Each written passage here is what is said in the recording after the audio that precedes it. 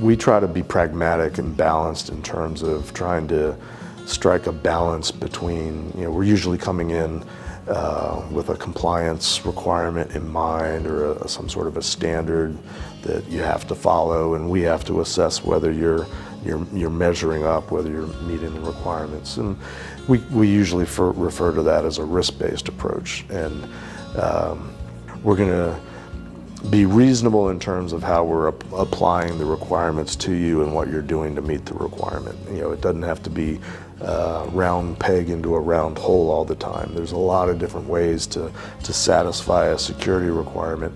And there's also a certain amount of taking into account from a risk perspective, what could be lost, what could be compromised.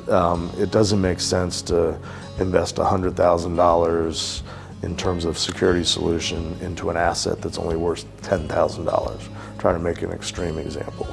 But there might be a compliance requirement that says you have to protect this $10,000 value asset. So we try to help people find a reasonable way of doing that in a reasonably economically affordable way of doing it.